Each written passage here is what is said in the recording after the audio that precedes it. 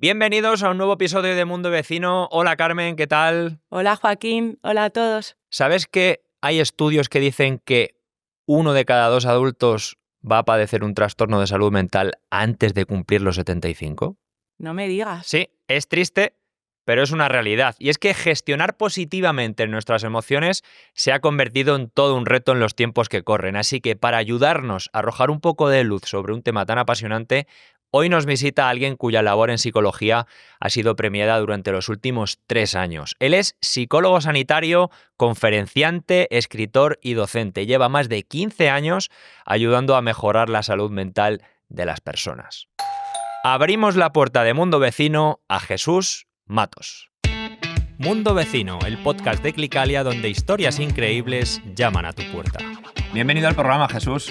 Muchísimas gracias, Joaquín. Muchas gracias por estar con nosotros. La salud mental es un tema muy de actualidad, cada vez se habla más de ello, pero ¿cuál crees que es el mayor tabú que sigue existiendo a la hora de abordar el tema en cuestión? Pues sí que es verdad que está ahora mucho más de moda, ¿no?, que hace 10-15 años. Yo creo que el tema más tabú es todo lo que tiene que ver con los condicionantes sociales de la salud mental. Es decir, yo creo que siempre o tradicionalmente los psicólogos hemos hecho clínica de forma individual y como que responsabilizamos muchísimo al individuo de su salud mental, pero se habla poco de todo lo que ocurre alrededor nuestro que influye en nuestra salud mental, ¿no? Yo creo que de eso se habla muy poco y a lo mejor no interesa. Hoy en día parece que tenemos más herramientas. ¿Crees que estamos más dispuestos a pedir ayuda o más abrumados, quizás? No sé si tenemos más herramientas o más información. Sí que es verdad que hay menos tabú, ¿no? Entonces esto siempre es una ventaja porque hay menos barreras a la hora de pedir ayuda. Pero yo creo que siempre depende de la población con la que hablemos. Es decir, la gente joven yo creo que está mucho más predispuesta, ¿no?, a hablar de salud mental, a pedir ayuda, etc.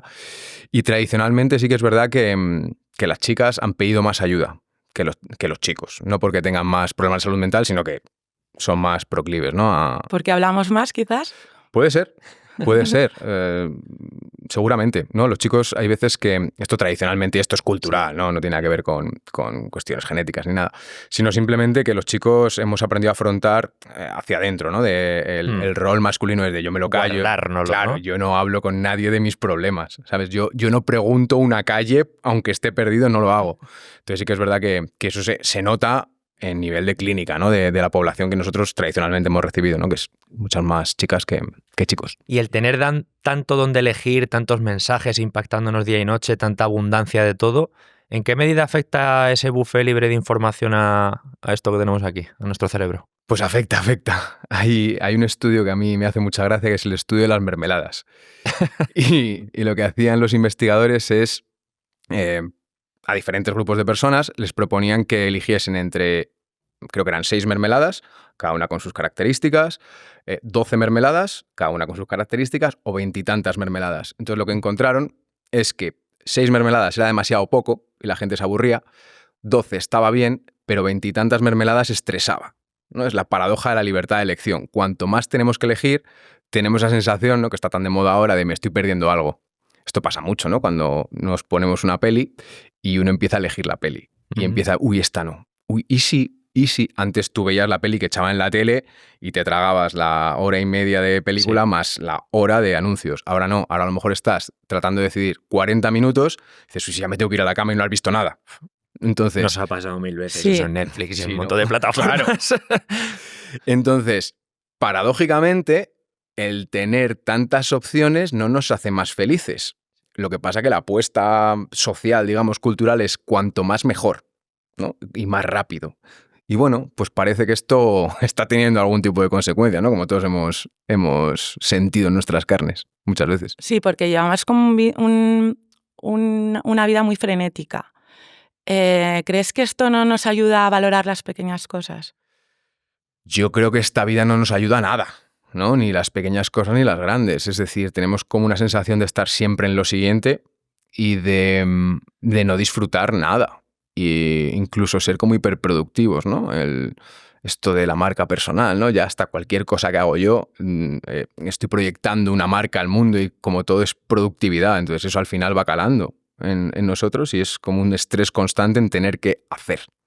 ¿Por qué crees que sucede eso? El que parece que nunca estamos satisfechos con lo que tenemos, ni aunque hagas el viaje soñado, te compres esas zapatillas que llevas tiempo soñando con ellas, siempre estás pensando en lo siguiente. Bueno, es muy humano y es evolutivo. Es decir, pensemos en hace 150.000 años, dos individuos que acaban de cazar un mamut, ¿no? Entonces, uno está súper satisfecho y el otro está diciendo, a ver cuándo cazo el siguiente. ¿Qué pasa? Que ese rasgo de personalidad de a ver cuándo cazo el siguiente, lo que hace es que tú acumules más recursos y tengas más probabilidades de sobrevivir. Entonces, eso está en nuestra genética, la insatisfacción constante, ¿no? Entonces, bueno, es que es lo más humano que hay. ¿Qué pasa? Que al final, todo este buffet que tenemos de cosas que hacer, de sueños que cumplir, de viajes que hacer, de todo esto, pues al final lo que nos genera es una insatisfacción constante por ese rasgo que tenemos. Es decir, hace 150.000 años teníamos muchos menos grados de libertad. Pues tú nacías ahí con tu tribu, estabas con tu clan, cazabais y ya está. Pero ahora, claro, ahora cada paso del día tienes un abanico de opciones casi infinito. Entonces, pues eso genera estrés. ¿Y cómo lidiarías con esa insatisfacción constante? ¿Qué aconsejarías? Volvemos al principio, ¿no? El individualizar la responsabilidad de la salud mental. Es que no se puede lidiar con... O sea, se puede lidiar. Sí se puede lidiar con ello, podemos hacer determinadas cosas, pero al final es algo a lo que estamos expuestos todo el día, ¿no? Es como, ¿qué podemos hacer para comer sano? Bueno, para comer sano tengo que hacer un montón de esfuerzos para no caer en la tentación. Esto es un poco igual, ¿no? Entonces, siempre está bien limitar nuestras opciones, pues saber lo que nos funciona bien y repetirlo una y otra vez. Paradójicamente, al contrario de lo que dice todo el mundo, ¿no? De prueba cosas distintas, etcétera, etcétera, que está bien también, ¿eh? Pero claro, si queremos tener la mente más en calma, etcétera, etcétera, pues oye, tener una rutina sencilla de vida. Al final, la sencillez normalmente está el bienestar. No me atrevo a decir felicidad porque llevamos 2000 y pico años intentando definir felicidad y no sabemos todavía lo que es, ¿no? Pero es verdad que las cosas sencillas, una vida pues más sencilla, más austera incluso, ¿no? Sí. Puede ser más relacionada, ¿no? Con el bienestar, con la serenidad, etcétera, etcétera, que es lo que todos buscamos, ¿no? Sí, y el compararnos con los demás, quizás eso también Claro. es muy Eso es muy negativo, ¿no? Muchas negativo veces. y también mucha gente en redes y tal está, no te compares con los demás. Ya, pero es que es humano. Hay estudios en los que hay uno muy curioso que lo que hacen es poner a sujetos experimentales a jugar a un videojuego de Star Trek. Entonces, luego hay como dos grupos. A uno le ponen como una clasificación real, que sabe más o menos que su desempeño ha sido tal, entonces está colocado en un nivel de estatus, por así decirlo, y a otro en el que la clasificación es totalmente aleatoria. Uh-huh. ¿Y qué ven cuando miran el cerebro de estas personas? Que el no saber que tus actos se corresponden con la clasificación que tienes genera miedo, genera mucha perturbación. Entonces, ¿qué quiere decir esto? Que es innato el compararse. Es decir, tú llegas a un sitio nuevo y ya te estás comparando. Además, somos muy buenos a la hora de mirar o de descifrar si una persona es competente o no competente. Casi en una mirada lo conseguimos hacer. Tenemos sobre la mesa a tu nuevo bebé. Tienes nuevo libro. Lo tenemos aquí. La especie al borde del abismo. ¿Cómo hacer frente a los peligros que amenazan nuestra supervivencia? 350 páginas, editado por Deusto. Cuéntanos un poquito. Un tema optimista, como podéis ver. Es bastante optimista el libro, a pesar del título. Bueno, pues este libro empieza porque en un momento dado, pues como decía, la salud mental está muy de moda, ¿no? Entonces te empiezan a preguntar muchísimo sobre, oye, han subido los trastornos, han subido los problemas de salud mental, ¿y a qué crees que se debe? Y entonces pues todos damos una respuesta vaga. Y dije, yo no quiero dar una respuesta vaga, quiero investigarlo bien al fondo. Y entonces lo que empecé a hacer es pues meterme en disciplinas que no son la mía, meterme en genética, meterme en psiquiatría, meterme en antropología, en paleontología, en biología evolucionista, es decir, me sumergí bien durante un año y me fui 7 millones de años atrás. Es decir, en el momento en el que nuestro linaje evolutivo se separa del de los chimpancés, orangutanes y gorilas, ¿vale? Entonces, en ese momento que empezamos a ser ya homínidos, por así decirlo, y ver qué pasaba, ver qué necesidades teníamos, ver qué cuáles de esas necesidades estaban insatisfechas por el entorno actual. Y claro, había una paradoja, ¿no? Decir, ostras, tenemos niveles de estrés, niveles de... no me atrevo a decir psicopatología porque hay estudios contradictorios de si ha subido o no ha subido, pero sí nivel de insatisfacción con la vida mucho más altos, ¿no?, que antes. Y estamos en un entorno que hemos construido nosotros mismos, es decir, no viene dado, es decir, tienes que cazar mamuts, no, esto es, lo hemos construido nosotros y estamos insatisfechos, entonces, ¿qué ha pasado? Y es un poco la génesis, ¿no?, del libro. ¿Qué pasa? Que yo cuando empiezo a investigar, yo veía ese abismo, pero empiezo a encontrar muchos otros, ¿no? Y muchos que quizás son bastante desconocidos. Es decir, yo empecé a leer sobre inteligencia artificial, por ejemplo, cuando todavía no estaba tan de moda. Es decir, para mi sorpresa, mala sorpresa, yo terminé este libro en noviembre del 23. Se publicó en mayo del 24 y yo durante este tiempo he ido asistiendo a cómo este tipo de problemas que yo planteaba se van agudizando, ¿no? La polarización política, este tipo de cosas que están ocurriendo, pues bueno, está pasando. El libro, como bien explicas, aborda muchos temas. ¿Qué capítulo es el que más te ha costado escribir o la parte que más te ha costado llegar a una conclusión o a...? Yo creo que el más difícil, porque es un misterio todavía de la ciencia, ¿no?, es el 4, que se llama De neuronas a pensamientos, que es como surge la consciencia, ¿no?, de una masa de celular, biológica de neuronas, como tú miras al microscopio una neurona y no ves un pensamiento. Entonces, ¿qué pasa en el cerebro para que surja o emerja una consciencia, ¿no?, que a nivel evolutivo, ¿qué ha pasado ahí? Ese, claro, a mí me rompió los esquemas de una manera muy bestia, ¿no? Porque yo no estaba tan... O sea, yo soy psicólogo, ¿no? Miro la parte siempre de los pensamientos y los neurocientíficos miran la parte más biológica del tema. Entonces, claro, donde se juntan las dos es todavía una línea que no sabemos. ¿Y algún momento de revelación personal que hayas tenido mientras lo escribías? Así... Bueno, cuando estaba acabando el libro y empecé a juntar piezas, me dio casi un ataque de ansiedad, ¿eh? Sí. Me acuerdo que era un domingo en casa y bueno, llegué a vomitar, ¿eh? ¿Pero por qué? ¿Qué es lo que más...? Yo qué sé, porque empecé a juntar piezas, empecé a ver cómo había un abismo muy grande, ¿no? Decir, ostras, tío, que esto es más gordo de lo que pensamos, ¿no? Y ahí tuve un pico yo que bueno, luego sí que es verdad que reflexionando y tal, le veo optimismo al tema, ¿eh? Pero yo en ese primer momento... Es cuando eras consciente un poco de todo lo que se había destapado, ¿no? Que habías ido con la pala metiendo ahí, como quien dice, ¿no? Investigando y tal. Claro, porque al final iba como haciendo agujeros, ¿no? Voy a mirar a ver de dónde venimos el hombre a nivel paleontología, etcétera, etcétera, tal, por un lado. Por otro lado, a ver la salud mental, cómo está, no sé qué, no sé cuántos. Por otro lado, cómo está funcionando el condicionamiento clásico, las emociones, etcétera, etcétera. Entonces, en un momento como que toda esa información empezó a converger.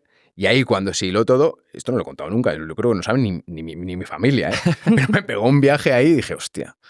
Y sí, ese fue el momento. En uno de tus pasajes hablas de la continua necesidad de satisfacer nunca mejor dicho, las satisfacciones a corto plazo. Sí. ¿Cómo crees que podemos lidiar con esta sociedad tan inmediata, todo tan a corto plazo? Es muy complicado porque, claro, es una vulnerabilidad del ser humano. El corto plazo es el corto plazo. En la naturaleza solamente hay corto plazo, no largo plazo. Los primeros seres que son capaces de no comerse el plato de comida entero son los homínidos, es decir, de parar y de pensar en un futuro. Entonces, claro, la estructura cerebral que nos hace, digamos, humanos, por así decirlo, es muy joven a nivel evolutivo, con lo cual tiene mucho menos peso que estructuras más antiguas. Esto se ve muy fácil si pensamos en el problema de la obesidad. En los años 60 no había obesidad. Había obesidad, pero muy residual. De hecho, si vemos las fotos de las playas de España en los 60, la gente tiene un cuerpo escultural, ¿no? O sea, no de gimnasio y tal, pero, oye, son esbeltos. ¿Qué pasa? Que de repente introducimos en el medio una comida que genera mucha satisfacción a corto plazo, ¿no? Y lo que hacemos es responsabilizar a las personas, decir, no comas esto. Claro. Pero claro, A nivel biológico, la comida procesada tiene mucha sal, mucho azúcar y mucha grasa. Algo que en la naturaleza es muy rico. Es decir, tú cazabas un mamut muy de vez en cuando. Ahora tienes mamut, entre comillas, debajo de tu casa y te lo suben a casa y en cualquier momento. Entonces, claro, reducir o evitar esa tentación tiene un precio. De hecho, lo que se llama el autocontrol es como la gasolina de un coche. Tú vas gastando autocontrol hasta un momento en el que te desfrontalizas, entre comillas, es decir, tus estructuras cerebrales que te permiten parar, lo que decíamos, eso que nos hace humanos, ya se gastan. Y entonces es cuando caes. Esto hay un estudio muy chulo que lo que hacen es dos grupos de personas. Unos los meten en una habitación con olor a chocolate, a croissant recién hecho que huele a chocolate y dices, joder, qué hambre. Qué rico. Y tienen galletas de chocolate y rábanos. Y a unos les dicen, solamente puedes comer rábanos. Entonces tienen que estar ahí con el autocontrol gastándolo durante un tiempo. Y a otros les dicen, puedes comer lo que quieras. Y se ponen ahí de galletas hasta arriba. Y una segunda fase les piden resolver como un sudoku así raro, pero que es irresoluble. Entonces lo que miden es el tiempo que persisten en intentar resolver el problema. Entonces los que han comido galletas sin ningún tipo de problema, claro, esos tardaban como 16 minutos en darse por vencidos. Los que habían tenido que ejercer autocontrol comiendo solamente verdura, tardaban 8. Es decir, se les gastaba la gasolina, poco a poco. Entonces, claro, si nosotros, que volvemos al principio, le ponemos toda la responsabilidad de, oye, resiste la tentación, no venzas el corto plazo, claro, a las 10 de la mañana se me ha gastado el autocontrol ya, ¿sabes? Es decir, de hecho, normalmente lo que hacemos es, trabajo todo el día, gasto mi autocontrol en el trabajo y llego a casa y digo, ¿qué hago? Patatas fritas. Me descontrolo. Porque me lo merezco, además, luego nos justificamos.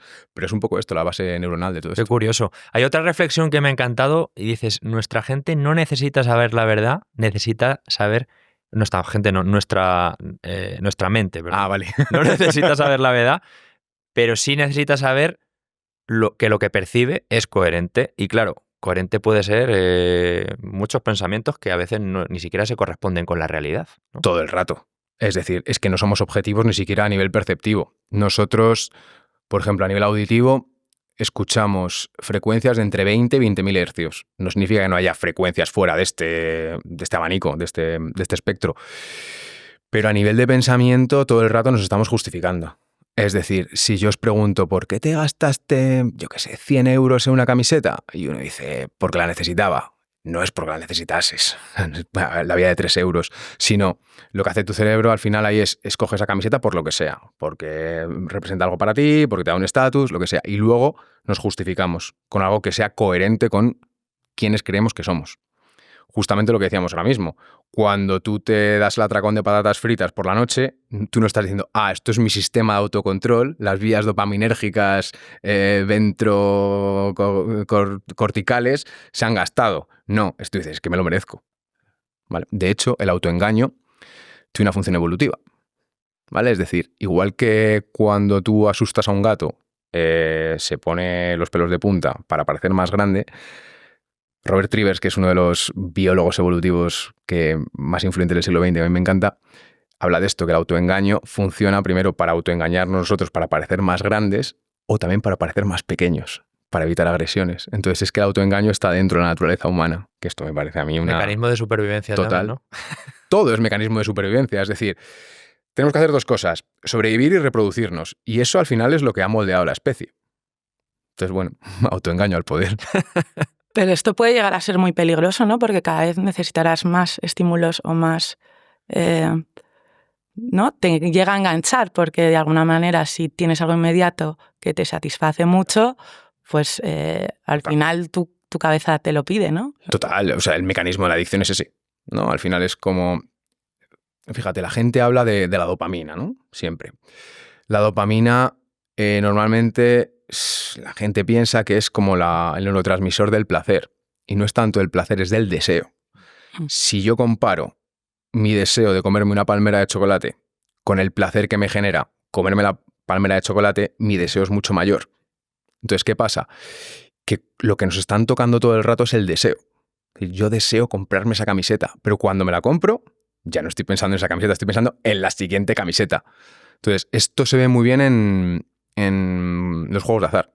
Es decir, la gente no juega juegos de azar para hacerse rico. De hecho, cuando tú tienes una patología, la ludopatía, ¿no? Que tienes un problema con el juego, esa gente no es más rica que la media. Al revés, tiene problemas normalmente financieros. ¿Pero a qué se enganchan? Al deseo. A la sensación de, uy, si me toca. Vale. Y esto al final es como las personas más vulnerables, que a lo mejor pueden desarrollar ese problema, pero todos tenemos este tipo de mecanismo. Lo que pasa es que hay gente más vulnerable a este tipo de cosas y gente menos. Igual que a la comida hay otros más vulnerables y otros a las redes sociales y otros a cierto tipo de sustancias. Cada uno tiene su veneno. Adviertes que de seguir así hay un peligro, es que esto me ha parecido muy curioso, de coquetear con sociedades distópicas. Claro. ¿A qué te refieres con eso? Bueno, si al final solo estamos en el corto plazo, esto se está viendo en los estudios, ¿no? Cuando uno, pues por ejemplo, consume solamente vídeos de 20 segundos, en 20 segundos no da tiempo a una reflexión profunda. En 20 segundos yo solamente te puedo mostrar mi cara más amable y me compras. ¿Vale? Entonces, ¿qué pasa? Esto es la caverna de Platón. Sí. ¿Os acordáis del mito de la caverna de Platón, no? Uno nace ahí atado a un palo y le proyecta unas sombras y uno cree que la realidad son las sombras. Entonces, ¿qué pasa? Que al final todos vivimos una caverna de Platón, además individualizada por un algoritmo que nos muestra solamente lo que queremos ver, lo que queremos, entre comillas, lo que va a generar que nuestra atención se vaya a ese tipo de contenido para que permanezcamos más tiempo en esa red social, en lo que sea, ¿no? Entonces, claro, al final, si yo tengo un dispositivo que me está diciendo, o me estoy informando a través de él, creo que la realidad es la misma. De hecho, esto en Birmania, la antigua Birmania, en 2017-2018, tuvo como consecuencia un genocidio, ¿vale? De los Rohingya, que se llama una comunidad musulmana. Entonces, el algoritmo, que esto no era buscado por nadie, sino simplemente el algoritmo veía que los vídeos de odio hacia esta minoría étnica generaban más atención, entonces los empezó a promocionar, hasta que en el 2017 hubo un exterminio. Este tipo de personas con un montón de desplazados, con un montón de muertos, es decir, yo hablo de esto con mis amigos y no saben nada de esto, pero es que fue hace 7, 8 años, no estamos hablando de los años 40. Uh-huh. O sea, que se está impactando a mucha gente con ese tipo de información y eso se llegó a formar Claro. Lo que pasó después, ¿no? Claro. Bueno, al final esto siempre ha pasado, ¿no? Es decir, si tú eres de determinada ideología política, lees medios o ves, consumes medios afines a esa ideología. Es decir, la clave es que no queremos verdad. Volvemos a lo de la coherencia del cerebro. Yo quiero leer lo que pienso. Claro.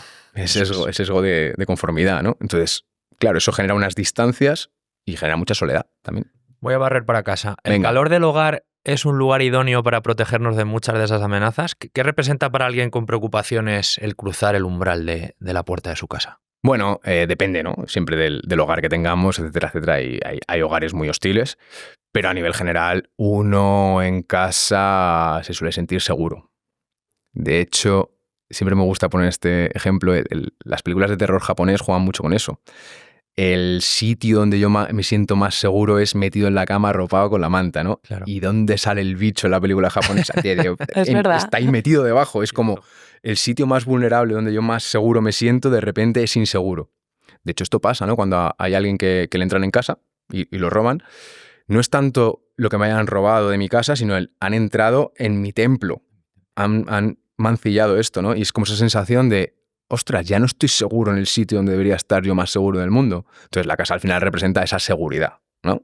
Que siempre me voy a lo negativo, ¿no? Pero la casa es seguridad. Oye, háblanos de En Equilibrio Mental, el gabinete de psicología que diriges, que por cierto ha sido reconocido en los últimos años como centro de referencia en España. ¿Qué hace que vuestro enfoque sea especial o diferente? Pues paradójicamente, lo que... No sé si nos hace especiales o no, ¿no? Pero es que nos guiamos solamente por la evidencia científica, ¿vale? Es decir, todo lo que hacemos en consulta, al final tiene estudios detrás que lo están respaldando, que es como una cosa muy obvia, ¿no? Que todo el mundo ya esperaría, pero al final es como nuestra marca distintiva, ¿no? La gente confía en este tipo de cosas. A ver, al final, si tú te estás basando en lo que dicen los estudios, pues obtienes buenos resultados. Generalmente, por supuesto, siempre hay casos difíciles, casos que no llegamos a resolver, pero oye, tenemos una buena media. Entonces, es esto, ¿eh? No tiene más secreto que la ciencia que hacen otros encima, ¿sabes? Es decir, como decía el dicho, a hombros de gigantes, ¿no? Pues simplemente eso. Hablando de estos casos, ¿nos puedes contar alguno especialmente que te haya marcado o que te haya hecho reír? No sé, que distinto, algo que... A ver, no os cuento ninguno en concreto por Sí, protección de claro. datos, ¿no? Y por respeto a los pacientes, pero es una profesión que te permite, bueno, es un poco como el podcast, ¿no? Que hablas con gente muy diversa, Ujú. te permiten o comparten contigo ideas muy diversas, formas de vivir muy diversas, y al final es una forma como de viajar sin moverte de casa, ¿no? Y es muy bonito, te abre mucho la mente. Y así siempre digo que nada me sorprende y me sigue sorprendiendo cosas, ¿no? Está muy bien. Entonces es muy enriquecedor, ¿no? El poder ayudar. Ujú. ¿Y cuál es el trastorno o problema emocional que hoy en día más te sueles encontrar? Pues los datos, esto es tradicional. Se me viene uno que imagino que será el que me vas a decir. ¿Cuál? ¿Ansiedad? ¿Algo así? Ansiedad, depresión, es lo más típico. ¿Estrés? Sí, o sea, el estrés está dentro del espectro de los trastornos emocionales, ansiedad y depresión. El estrés en sí mismo es una respuesta natural del cuerpo. El problema es el estrés sostenido, ¿vale? Que nos lleva a lo que se llama una indefensión aprendida y es uno de los modelos que explican la depresión. Es decir, cuando yo estoy en un lugar en el que siento que haga lo que haga, siempre hay una consecuencia negativa, mi cuerpo lo que hace es bajar los brazos. Es decir, lo que prima ahora es conservar energía. Entonces es una depresión, ¿no? Pues por ejemplo, un problema laboral, ¿no? Que es lo más típico, el burnout. Burnout es esto. Es decir, mi jefe, yo me esfuerzo todos los días por hacerlo bien, pero siempre zas. ¿Qué hago al final? Mi cuerpo me desenchufa y poco a poco. Entonces esto es muy típico. Los trastornos emocionales son más frecuentes en chicas. Y en chicos, los trastornos por consumo de sustancias. ¿Vale? Entonces son como los tres que explican casi todo el espectro de salud mental que atendemos los psicólogos. Trastornos de ansiedad, trastornos depresivos y por consumo de sustancias, los más típicos. ¿Y los niños, crees que en las escuelas se les dan las herramientas suficientes para defenderse? Porque son más indefensos, ¿no? Más Sí. vulnerables, quizás. De hecho, ahora con todo el auge de las redes sociales son los más perjudicados. Se está viendo que las tasas de... Aquí sí que soy claro, ¿no? Las tasas de trastornos de ansiedad, trastornos depresivos, están subiendo como la espuma. ¿Se les da las herramientas? Bueno, yo creo que se está empezando, ¿no? a introducir elementos de inteligencia emocional, de regulación emocional. En los colegios está muy bien. Pero volvemos a lo mismo, estamos individualizando la responsabilidad de la salud mental cuando estamos creando un entorno hostil para Claro. la salud Claro. mental. Entonces, está muy bien que tengamos herramientas, pero esto es como los juegos del hambre. Toma un cuchillo y ala. Y, No, claro, claro. Entonces, es un poco todo. claro. Vale. Oye, el estrés, vuelvo un poco a lo Sí. que comentabas antes. ¿El estrés y la ansiedad son un problema más de época, de esta época, o siempre han existido? Son de época y de Occidente. Ujú. Es decir, el problema es... ¿Para qué tenemos ansiedad? ¿Para qué tenemos estrés? Al final es un mecanismo de supervivencia. Entonces, si mi entorno es cortoplacista, es decir, si yo vivo hace 150.000 años y veo un dientes de sable, está muy bien tener un pico de estrés, un pico de alarma para sobrevivir. ¿Qué pasa? Que estamos en un entorno en el que hay alarmas todo el rato. Y además se nos condicionan esas alarmas. Nosotros no tenemos la supervivencia garantizada, prácticamente. Es decir, nadie muere por un ataque de león en Occidente. Pero tenemos mucho más estrés, seguramente, que los Masái en Masái Mara, que tienen Sí. leones a 25 metros. ¿Ellos qué hacen? Bueno, cuando viene un león, reaccionan. Cuando no, están pausados. Nosotros no estamos pausados nunca.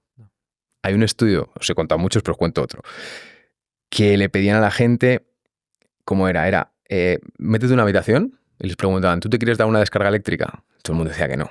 Vale, pues yo te voy a dejar aquí el chisme de las descargas eléctricas y si quieres te das una descarga eléctrica y acabamos con el experimento. El experimento era simplemente estar en la habitación. ¿Y qué encontraron? Que la gente se pega una descarga eléctrica con tal de no estar a solas consigo mismo. Es decir, tenemos el pensamiento tan acelerado, tan condicionado, que preferimos una descarga eléctrica a estar con nosotros mismos en silencio. Y un porcentaje muy alto se dio el chispazo. Quiero volver al síndrome de agotamiento profesional que decías antes, el famoso burnout. ¿Esto es porque estamos trabajando más de la cuenta o el problema está en cómo nos relacionamos con nuestro trabajo? Las dos, seguramente. Las dos. Para que os hagáis una idea, en el desierto del Kalahari, Es decir, de los lugares más hostiles del mundo, los busquimanos, que es una tribu que vive allí desde hace muchísimos años, tardan 3 horas al día en tener todos los recursos necesarios para vivir. Es decir, trabajan 3 horas al día en el sitio más hostil del mundo. Por supuesto, aquí tenemos un montón de ventajas, ¿no? Es decir, sanidad, podemos viajar, desarrollo tecnológico, etcétera, etcétera, y eso lo tenemos que pagar al final, de alguna manera. Entonces, ¿trabajamos en muchas horas? Sí. Comparado con los busquimanos, sí. ¿Tenemos una relación sana con el trabajo? Creo que no. Porque al final, cuando tu actividad depende directamente o tú obtienes los recursos directamente de tu actividad, es decir, vas a cazar, lo que está haciendo tu cuerpo es movilizar recursos para la actividad que necesitas hacer. Es decir, me tensa los músculos, me dilata la pupila para que vea bien a la presa, etcétera, etcétera. ¿Qué pasa? Que ahora mi actividad no tiene que ver directamente con los recursos, sino que hay un medio, que es el dinero, ¿no? Que yo intercambio, es como me dan unas fichas y luego yo voy al supermercado y compro. Entonces, ¿qué pasa? Que hacemos actividades que no tienen nada que ver con nuestra naturaleza. Nos adaptamos, por supuesto. El ser humano se adapta a todo, ¿no? Y por eso estamos por todo el mundo y vivimos desde en el Ártico a los desiertos a ciudades. Pero es verdad que el estar permanentemente conectados, ¿no? Con el mail del trabajo todo el día, con el WhatsApp del trabajo, con todo el rato demandas, con tengo que, es todo el rato sonando la alarma. Entonces, el que es más vulnerable, pues al final desarrolla ese tipo de problemas de estrés, ansiedad, depresión. Temas redes sociales y tecnología en términos de salud mental. Instagram se está convirtiendo en uno de los mejores amigos de los psicólogos. ¿Cómo se protege la salud mental de personas que se pasan la vida metidas ahí? Que todo depende de lo que cuenten, de lo que le digan, de lo que le critiquen, de lo que... Claro, es que al final el ser humano es un ser social. Entonces, igual que la comida rápida se aprovecha de una vulnerabilidad física, en este caso, de si me das grasa, si me das azúcar, si me das sal en cantidades altas, me atrae esto, pues la red social también. Es decir, se basa en esa vulnerabilidad psicológica de lo que piensen los demás de mí para estar todo el rato pendiente. ¿Qué pasa? Que cualquier estímulo social es reforzante en sí mismo. Una conversación, un cumplido, el mero hecho de ver a un amigo tuyo, eso nos genera un piquito de ciertos neurotransmisores que nos ponen contentos. Entonces, ¿qué ocurre? Que Instagram, cualquier red social, no quiero centrarme en Instagram, lo que está haciendo es suplir con un sucedáneo lo que son las relaciones sociales. Entonces, ¿qué estamos viendo? Que la gente cada vez pasa más tiempo en redes sociales y menos tiempo con sus seres queridos.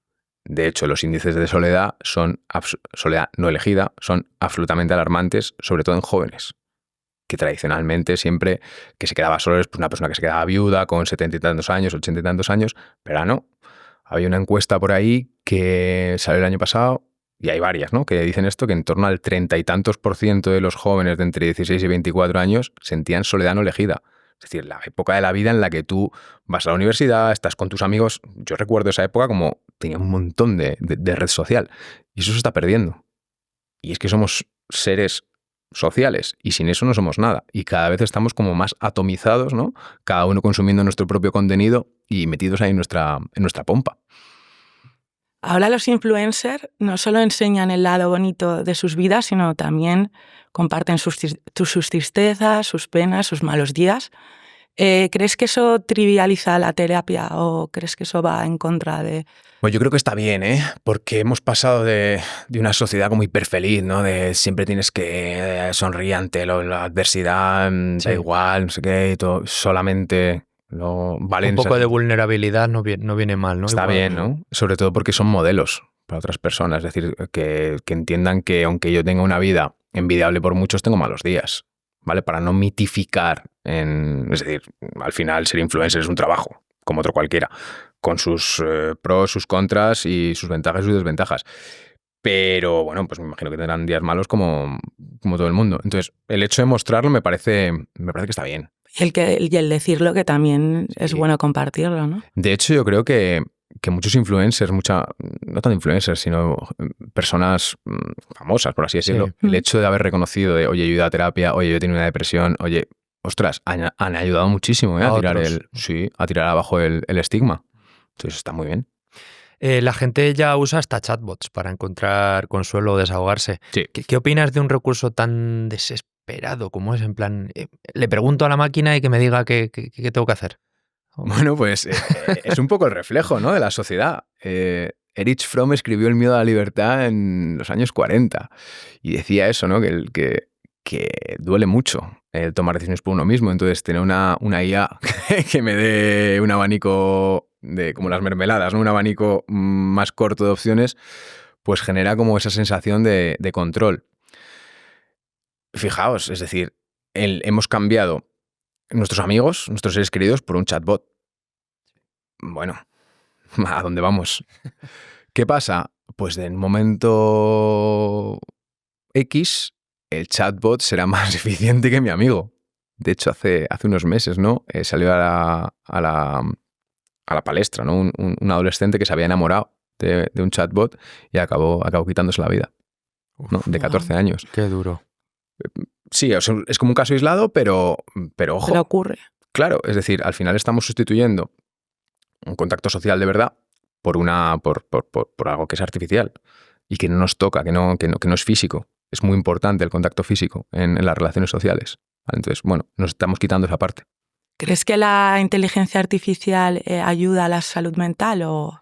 Sí, o sea, la inteligencia artificial al final es como la energía nuclear, depende para que la utilices, ¿no? Y cómo la utilices, ¿no? Claro, va a ser una revolución a nivel de salud la inteligencia artificial que nos va a permitir, yo qué sé, mejorar muchísimo los tratamientos que tenemos, no solo a nivel psicológico, sino a nivel médico. Estamos viendo IAs que detectan cánceres antes incluso que cualquier tipo de analítica, simplemente con una foto, ¿no?, incluso como años antes de que aparezca el cáncer. Entonces, claro, eso es una revolución. A nivel de salud mental, seguramente sean capaces de detectar ciertos tipos de patrones que sean predictivos de, oye, ten cuidado, que te estás pasando con la cerveza, que igual dentro de 2 años, como sigas así, vas a poder, seguro que eso va a ocurrir. Está perfecto. E incluso habrá chatbots que hagan terapia. De hecho, hay gente que lo está utilizando ya. Te iba a decir, ¿podrá sustituir hasta un psicólogo? Sobre la teoría, claro, va a poder sustituir a cualquiera, ¿no? En psicología es verdad que tenemos la alianza terapéutica, que al final ayuda mucho porque la alianza terapéutica es la relación que tú generas con tu psicólogo y es una relación que al final te ayuda a movilizar. Es decir, porque yo empiezo a salir a caminar todos los días media hora, lo he visto en todos los sitios que para la depresión funciona muy bien caminar media hora al día. ¿Pero por qué lo hago? Ostras, porque he ido a un profesional, confío en él, genero un vínculo y de repente me convence de que tengo que salir a caminar. ¿Qué pasa? Claro, igual hay un momento en el que genero vínculos emocionales con IAs, que no estamos tan lejos de esto, ¿eh? Estamos a punto. Estamos a punto, si no ya hay vínculos emocionales con IAs, ¿no? Esto es como la película esa que se enamoraba de la IA. Sí. Si te parece, háblanos un poco de ese máster en psicología de bienestar integral con el que estás tan ilusionado. Pues a mí me hace mucha ilusión, ¿no?, el que me hayan pedido que coordine un máster y montar el programa y todo. Entonces ha sido como una responsabilidad enorme. Aquí hay estrés, aquí hay miedo, ¿sabes? Y bueno, pues al final ese miedo a mí me pone a revisar un montón de literatura científica y a hacer un máster digno, por así decir. Es decir, yo estoy intentando poner encima de la mesa los últimos avances científicos en esto, irme a otras ramas, ¿no?, de la ciencia, como estábamos viendo, ¿no?, y la antropología, etcétera, etcétera, que está bien. Y además es un máster que es especial porque no solamente es el típico máster que tiene teoría y práctica, sino que también tiene un componente de desarrollo de los estudiantes que van a ir. Es decir, lo que vamos a hacer es todas las técnicas que estamos enseñando para aplicar con pacientes, vamos a hacer que las apliquen ellos. Es decir, la clave de esto es que va a haber un viaje de transformación personal en los alumnos, ¿no?, que es algo como que yo no he visto, ¿no?, que se haga, por lo menos en España, no sé en otros sitios, pero yo creo que es la primera vez. Entonces, estoy muy ilusionado, ¿no? Y el escenario es ISEP. ISEP. El Instituto Superior de Estudios Psicológicos. Sí. Así que nada, alguien que... Nada, el que quiera venirse, empezamos en septiembre, o sea y no solamente es para psicólogos, es decir, es para otros profesionales también sanitarios que quieran, pues, formarse, ¿no?, en bienestar, que al final yo creo que es lo que queremos todos, ¿no? ¿Te sientes más responsable como docente o como terapeuta? Son dos responsabilidades distintas. Me siento muy responsable en las dos, ¿eh? porque al final yo soy consciente de lo que yo le recomiendo a alguien en terapia, es muy probable que lo haga. Con lo cual, oye, tengo que asegurarme de que el counseling, el consejo que yo estoy dando, aunque no damos consejos, se entiende el consejo, entre comillas, lo que me estoy recomendando, tengo una evidencia científica, etcétera, etcétera. Pero claro, en la docencia lo que estoy haciendo es formar a otros psicólogos que van a hacer lo mismo que yo hago. Entonces, como tienen más responsabilidad porque son más. Entonces, es una responsabilidad, nunca me había planteado esto, pero sí, se siente el peso, ¿eh? No es lo mismo placer que bienestar. Tendemos a confundir estos términos. ¿Cuál es la diferencia? Bueno, el placer es al final algo muy efímero, y el bienestar tiene más que ver con esto que hablamos de estar sereno, ¿no? Yo siempre digo que el bienestar yo lo veo como que cada emoción cumpla su función y dejarme llevar por las emociones que me están ayudando. Es decir, si tiene una pérdida, pues hay que estar triste. Y eso no me está quitando bienestar, porque tengo que estar triste si ha fallecido mi perro, por ejemplo. Y el placer es algo más inmediato. El placer, el buscar todo el rato el placer seguramente hipoteque mi bienestar. Es decir, ¿qué me apetece a mí ahora mismo? Ir a hacer deporte, que me da una pereza enorme, o comerme la bolsa de patatas fritas. La bolsa de patatas fritas, en cuanto me acabe la bolsa de patatas fritas y el placer se haya acabado, voy a estar diciendo, ¿y por qué no fui a hacer deporte? Puede ser que estemos aparcando el bienestar, olvidándonos de él y yendo directamente al placer, ¿no? Lo que está pasando. Sí, es un poco lo que hablábamos del cortoplacismo, ¿no? El placer es efímero, es cortoplacista, y el bienestar, esto lo decía Aristóteles, ¿no? La eudaimonía esta, que al final hay que trabajar en determinadas facetas de nuestra vida para tener niveles altos de bienestar. Entonces, bueno, el bienestar tiene un precio. ¿Qué hábitos crees que tienen en común las personas que tienen un bienestar emocional? Pues mira, hay un estudio que es el más largo que se ha hecho en la historia, que es el estudio, es de Harvard, y lo que hicieron fue coger a unos 500 estudiantes de Harvard en los años 30 y unos, no tantos, pero unos 300 y pico chavales de los suburbios de Boston. Y los han estado monitorizando van a hacer ya casi 90 años. Entonces, han medido de todo, análisis de sangre, escáneres cerebrales, todo lo que se os ocurra. La única variable que se relaciona con el bienestar no es ni los éxitos profesionales, ni el dinero que tienen, nada de esto. Es la calidad de las relaciones sociales. Entonces, la gente que está bien acompañada suele estar mucho mejor que la gente que está sola. Y ese es uno de los abismos, ¿no?, que hablamos. Es decir, cada vez estamos más solos. Sí. Entonces, esa es una de las claves. Incluso las ciudades están construidas para que estemos solos. No conocemos a nuestro vecino de al lado. No hay bancos ya en los sitios para sentarse y hablar con el de al lado. De hecho, si tú te sientas en un banco y hablas con el de al lado, genera rechazo. Es como raro. No. Yo soy individual aquí, soy anónimo, no me hable. Entonces, claro, estamos generando una cultura individualista que tiene un coste en el bienestar. Tal cual. ¿Y en qué se diferencia, por ejemplo, la tristeza pasajera de una depresión real que requiere tratamiento? Porque habrá personas que no acaben de identificar en algún momento esas dos cosas. Claro, la tristeza es una emoción totalmente normal. La tristeza siempre surge ante una pérdida o una percepción de falta de eficacia. Pues una pérdida material, personal, lo que sea. Entonces la tristeza tiene una función que es la de parar. Normalmente pensamos más cuando estamos tristes. ¿Para qué? Para ver las causas de la pérdida. Y además funciona como una alarma social. Es decir, cuando yo veo a alguien triste, lo que me pide el cuerpo es acercarme. Entonces es como una alarma de necesito consuelo. Volvemos a la sociedad, ¿no?, a los demás. Entonces esa es la función de la tristeza. La depresión es un trastorno, ¿vale? La depresión, aparte de estar con estado de ánimo bajo más de 2 semanas y perder la capacidad de sentir placer por actividades que antes me generaban placer, hay otra serie de síntomas como pensamientos de inutilidad, exceso o falta de sueño, exceso o falta de apetito, pensamientos incluso de muerte. Es decir, es un trastorno mucho más complejo. Entonces la tristeza es normal, no hay que preocuparse por ella, está todo bien y ya está. La depresión requiere tratamiento. Es decir, normalmente una remisión espontánea en una depresión se da en unos 2 años, con tratamiento cognitivo-conductual en 6 meses, o psicofármacos también, ¿no?, que son igual de eficaces. Cuando uno está mal, hay que ir a terapia, pero incluso no estando mal es bueno el apoyo.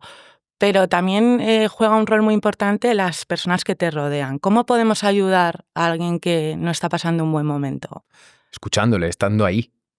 muchas veces cuando alguien te dice estoy mal, uno lo que hace inmediatamente es buscar en su caja de herramientas cómo le puedo aliviar ese malestar a corto plazo. Lo que tú tienes que hacer es esto, y al final no necesita eso una persona que está mal. Claro. Ya lo ha pensado. Es decir, simplemente ostras, pues estoy aquí. Mientras tú estás mal, escucharle, no invalidarle emocionalmente. Y tampoco caer en frases vacías como anímate o no sé qué te pasa o no tienes por qué estar así o ¿no? Lo típico, la depresión, la ansiedad, por ejemplo, mucha gente que no la ha tenido, pues dices, es que no entiendo cómo esta persona tiene ansiedad. Si lo tiene todo, tiene dinero, tiene...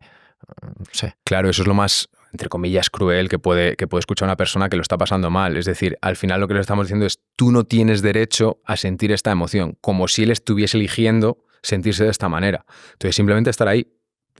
Oye, por lo que me cuentas, estás pasando un mal momento. ¿En qué te puedo ayudar? Además, eso te hace sentirte como doblemente mal, por estar mal y por no tener derecho a sentirte mal. Exacto. Es como, es lo que se llama la emoción secundaria, ¿no? En juicio mi emoción, como que no debería estar ahí, ¿no? Entonces, a lo mejor me enfado por estar triste. O a lo mejor me pongo triste por estar triste. Entonces, ya son dos emociones las que tengo que gestionar, no solamente una.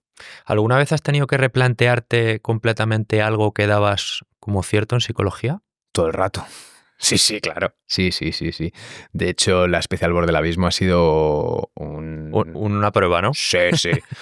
Ha habido muchos cambios ahí estructurales, ¿no? Es decir, pues determinadas cosas que yo creía que iban por un lado, pues luego iban por otro, ¿no? Y he entendido, enganchado pues esto tiene que ver con, yo qué sé, que los primates son sociales. Y entonces, cuando un chimpancé lo agreden, ¿qué hace? Pues se va con su grupo a que le hagan el grooming que es lo de desparasitarse que vemos. Sí. Ellos se consulan así. Nosotros también. Lo que pasa es que no nos desparasitamos, ¿no? Pero es de otra manera. Hablamos, empatizamos, decimos, oye, aquí estoy para ayudarte que estás pasando por un mal momento. Es decir, el equivalente humano al grooming es lo que estábamos hablando, ¿no? El de, oye, veo que estás pasando un mal momento, ¿en qué te puedo ayudar? Necesitas que te desparasite, ¿no? Es un poco Claro. esto. Y cuando tú estás mal, es decir, cuando un psicólogo está mal, ¿cuál es el psicólogo de los psicólogos? Pues otro psicólogo. Claro. Como los peluqueros. Sí, es un poco así, ¿no? ¿Pero es un psicólogo más experto o no? Hombre, está bien, ¿no? Lo que pasa es que hay veces que nos cuesta fiarnos. Claro, cuando tú te crees el más listo del mundo y dices, él era este y tal. Pero sí que es verdad que es una profesión curiosa porque tú al final estás escuchando un montón de historias muy duras que te afectan. Aunque intentamos mantener una distancia para ser objetivos y tal, hay determinados casos que te afectan. ¿Y qué pasa? Que claro, tú luego no puedes ir a ventilar y hablar de lo que te ha contado tu paciente, porque tú tienes un secreto profesional. Entonces tú llegas a casa, tienes a tu pareja, ¿qué tal el día? Tú, pues estoy jorobado. ¿Por qué? Entonces necesitas un espacio en el que poder compartir eso. Entonces, otros psicólogos también.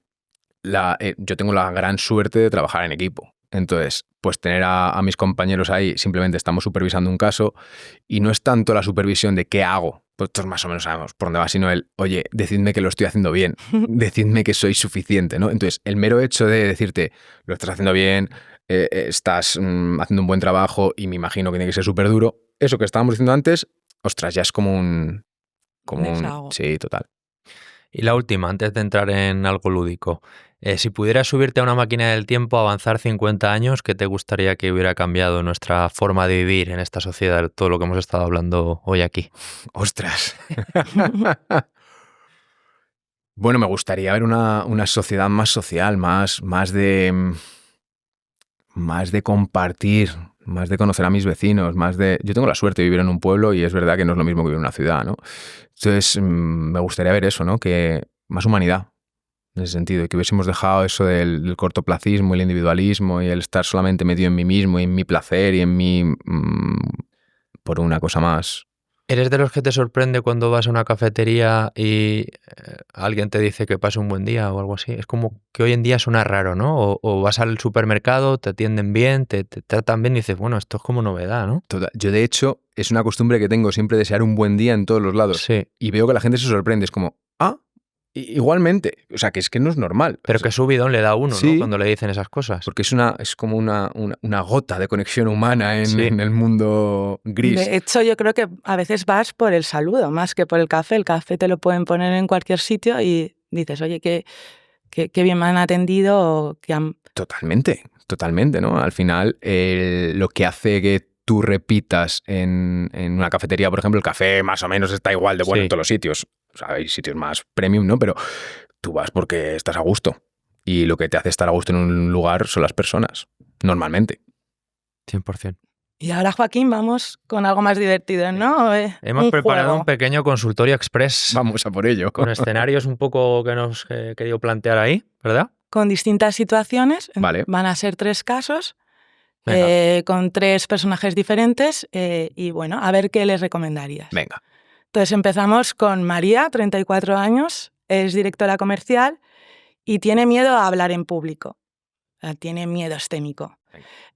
¿Cuál sería lo que le recomendarías para que no se quede en blanco o arranque a hablar? Pasa mucho, además. Sí. Esto, ¿no? ¿María tiene habilidades para hablar en público o no? Pregunta. Debería, ¿no? Hombre, es directora comercial, Sí. entiendo que sí. Le pueden hacer eso de repente un día, no haberse enfrentado a ello y que le surja, ¿no? Sí, claro. ¿De dónde puede venir algo así? De miles de lugares. Normalmente los problemas con miedos suelen tener un origen de asociativo, es decir, tengo una mala experiencia hablando en público o me cuentan una mala experiencia hablando en público o estoy en un entorno en el que siempre se ha penalizado hablar en público, ¿no? Entonces yo poco a poco voy mamando ese miedo y al final lo voy convirtiendo. ¿Y por qué se mantienen? Por evitación. Siempre evito hablar en público. Entonces, ¿qué pasa? Que nunca me doy la oportunidad de confirmar que esa situación objetivamente no es peligrosa. Hablar en público tiene un punto de miedo evolutivo porque al final, si tú en tu tribu, por la noche, ahí en la hoguera, decías, voy a dar un discurso y decías alguna incoherencia, te jugabas la vida, porque igual te desterraban o igual te molían a palos. ¿Qué pasa? Que eso ya no pasa. Pero tenemos cierta herencia ahí de cuidado y la vergüenza está por ahí para ocultarnos y cuidadito con esto. Entonces, siempre en los problemas que tienen que ver con un miedo, tiene que haber un componente de exposición. Es decir, lo que tenemos que intentar es que María hable en público. Por supuesto, no le vamos a soltar ahí al ruedo con 2.000 personas, sino vamos a hacer una exposición controlada. Se puede hacer una imaginación con realidad virtual o en vivo, poquito a poco. Entonces, te preguntaba lo de las habilidades, porque si ella ya habla bien en público, no hay que entrenarle en esas habilidades. Claro. Si no tiene habilidades, hay que entrenarle porque el hecho de sacarle al ruedo y que tenga una mala experiencia porque no tiene las habilidades, lo que hago es empeorar su miedo. Eso es. Entonces, La bloqueamos más. claro. Entonces, siempre, si ya tiene habilidades, poquito a poco al ruedo. Se podría relacionar con lo que dicen de que si te caes de un caballo, vuelve a montarlo inmediatamente porque si no, igual no te subes más en tu vida. Exacto, es lo mismo. Tenemos a Juan, 45 años, es autónomo, con grandes picos de estrés, sufre crisis de ansiedad cuando vuelve del trabajo y tiene miedo a que, esto también es muy común, que le pase algo en la calle y nadie le ayude. ¿Qué plan de emergencia recomendarías para intentar parar este tipo de situaciones? Habría que ver primero las fuentes del estrés, es decir, soy autónomo, sé lo que es, ¿vale? Entonces hay un montón de situaciones que no controlas, hay un montón de circunstancias que te ponen contra la espada y la pared, entonces habría que ver si realmente Juan tiene, yo qué sé, corre peligro, entre comillas, su negocio o lo que sea, o es más un tema de pensamiento, de sesgos de pensamiento, de estar magnificando pequeñas cosas del día a día que por el estrés que lleva, pues al final lo hace más grande. Habría que ver eso. Entonces, ¿qué haríamos? Yo primero lo que haría sería contarle lo que es la ansiedad, contarle lo que es Parece que Juan tiene ahí como un trastorno de pánico, ¿no? En plan de, me va a dar un ataque y nadie me va a ayudar. Un ataque de pánico. Normalmente es una subida súbita de la ansiedad. Entonces le contaría lo que es la ansiedad. Trabajaríamos un poco en la forma en la que él interpreta la realidad, ir modificando pensamientos, a lo mejor meteríamos un poquillo de mindfulness, que es una estrategia para vivir el momento presente, porque las emociones tienen que ver con el momento presente, las emociones que me ayudan. Entonces, seguramente Juan, cuando esté por la calle, no le dé ansiedad ir por la calle. Lo que le está dando ansiedad es lo que está pensando. Entonces, si él se centra en el momento presente, seguramente no tenga tantos picos de ansiedad. Y después, que entienda que primero es muy improbable que le dé algo. Seguramente Juan esté pensando que le va a dar un ataque al corazón, o que se vaya a ahogar, que es lo típico de los ataques de ansiedad. Entonces, eso no pasa en los ataques de ansiedad. Uno tiene esa sensación, pero nadie se muere de un ataque de ansiedad. Entonces, cuando tú le cuentas esto a un paciente, normalmente el 25% de ellos nunca jamás vuelven a tener un ataque de ansiedad, cuando saben que es ansiedad y no un ataque al corazón. Y después, ir entrenándole a que poquito a poco tolere intensidades cada vez más altas de ansiedad. Porque lo que generalmente hacemos es como, uy, ¿qué me va a dar? Uy, no salgo. Uy, ¿qué me va a dar? Me tomo el Valium. Uy, ¿qué me va a dar? Voy a evitar el metro, voy a evitar el autobús para que no me den el autobús o el ascensor porque no me entra aire. Ir desmitificando esas cosas y poquito a poco pues ir entrenando en gestión de la ansiedad, básicamente. Vale, y por último tenemos a Emilia, 75 años, jubilada. Es una mujer muy nostálgica que tiende a acumular cosas, pero en los últimos años se le está yendo un poquito de las manos, o bastante. ¿Cómo se le convence a alguien así que se tiene que desprender de estas cosas y que no le va a pasar nada? Este es más complicado. Sí. Sí, es más complicado porque con la edad solemos ser más rígidos, ¿no? Entonces, bueno, aquí habría que entrar a nivel de pensamiento, qué función está cumpliendo él, por qué acumulas cosas. Habrá que ver por qué ella cree que acumular cosas le viene bien. Cuando es un tema más de tipo supersticioso, ¿no? De porque acumular cosas pues me hace, yo qué sé, que no me pase nada, etcétera, etcétera, pues ir rompiendo esas creencias con evidencias, ¿vale? Uh-huh. Y luego poquito a poco el tema de acumular cosas, lo que sabemos, digamos, la enfermedad o el trastorno que todos tenemos en la cabeza es el síndrome de Diógenes, ¿no? Sí. Personas que tienen un montón de cosas en casa. Esto tiene un mecanismo muy parecido al trastorno obsesivo-compulsivo, ¿vale? Entonces, el trastorno obsesivo-compulsivo lo que hay es una obsesión, que es un pensamiento que genera una subida de malestar, generalmente ansiedad, y luego una compulsión que se hace para bajar la ansiedad. Entonces, por ejemplo, he tocado el pomo de la puerta, lo cual puedo tener gérmenes, ¿y qué hago? La obsesión es, puedo tener gérmenes, y la compulsión sería ir a lavarme las manos. Entonces, aquí habría que ver cuál es la obsesión, por qué está acumulando cosas y que vea que no pasa nada por desprenderse de ellas. Es decir, el tratamiento para un trastorno obsesivo compulsivo que toca el pomo de la puerta sería, vale, vas a tocar el pomo de la puerta, va a subir la obsesión, pero no vas a dar el escape. Es decir, no te vas a ir a lavar las manos. Entonces vas a comprobar que no ocurre nada por no lavarte las manos inmediatamente. Esto es muy fácil decirlo, Sí. hacerlo es muy complicado. Entonces sería el mismo mecanismo, sería, vale, vamos a ver cómo si te desprendes a lo mejor de estas... ¿Qué es lo que menos te cuesta desprenderte? Pues esto, vamos a desprendernos y ver que efectivamente no pasa nada. Realmente sufren muchísimo. Muchísimo. Cuando como que parte de ellos se va con Sí, eso, ¿no? Es como decir, tirar parte de algo es tu como vida, que parte de recuerdos. tu cuerpo se va a un contenedor o Claro. algo así, ¿no? Claro, es lo que se llama la fusión pensamiento-acción, ¿no? Es decir, mi pensamiento como que tiene... Yo le doy doto a las cosas de cuestiones reales, ¿no? Por el hecho de tocarlo, etcétera, etcétera. Entonces habría que ir rompiendo eso. Estamos acabando, Jesús, pero en Mundo Vecino tenemos una tradición y es que... Es que tienes que contestar una pregunta que hizo el anterior invitado, Vale. en este caso Laura Ochoa, que es cocinera, Sí. y cuando la contestes tendrás que formular una para el siguiente. Vale. Hay quien no sabes quién es, así que Vale. tiene más, más miga. Entonces, Laura te preguntó, sin saberlo, ¿cuál sería el objeto imprescindible que no puede faltar en tu casa? Ese objeto que dices al entrar, sin esto no puedo vivir. Yo creo que un libro a medias. Tener en casa un libro a medias. No es que me vaya a morir si no tengo un libro a medias, pero nunca no tengo un libro a medias. Siempre tengo un libro empezado, o varios, normalmente varios. Entonces, tú llegas a mi casa, pues normalmente hay varios libros por todos los lados. ¿Como un incentivo? ¿Que llegas a casa y tienes ganas de tenerle ahí para...? Porque me gusta mucho, ¿no? Entonces, como que siempre, o sea, yo a lo mejor me estoy acabando un libro y ya me estoy comprando el siguiente.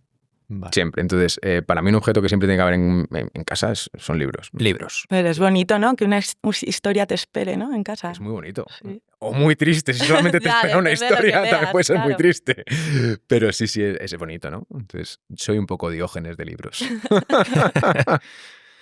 Vale, y ahora te toca a ti formularle una pregunta, como ha dicho Carmen, al siguiente invitado, Pues, relacionada con casa. sí, sí.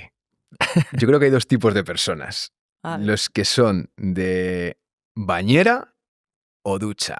Muy buena. ¿Qué tipo de persona es la siguiente? ¿Quiere una bañera o quiere una ducha? Un jacuzzi, eso ya es premium. Es muy buena. ¿Eres de ducha o de bañera? Sí, porque hemos sustituido la bañera, es verdad, por algo moderno, cómodo. Es que meterte en la ducha así, pero es verdad que pierdes la comodidad de relajarte en un baño con burbujitas ahí. Claro, o sea, tiene la contra, ¿no? De que gastas más agua, etcétera, Sí, etcétera. sí. Pero tiene que ver, yo creo, también con la sociedad de dúchate rápido. ¿Y en qué se distingue una persona que se ducha de que se baña? No tengo ni idea, ¿sabes? Pero podemos sacar un libro, ¿no? Y generar como dos siguiente. tipos de personas Pero yo creo que sí, ¿no? Que yo creo que se distinguen en que al que le gusta darse un baño de espuma y al que no, ¿no? Me ha gustado nada. la pregunta. Sí, a Está mí bien. también. Tenemos una cosita. Una Sí, bañera. estamos llegando al final, así, pero no podemos despedirte sin, bueno, este detalle ¡Qué guay! para ti. Joder, muchísimas gracias.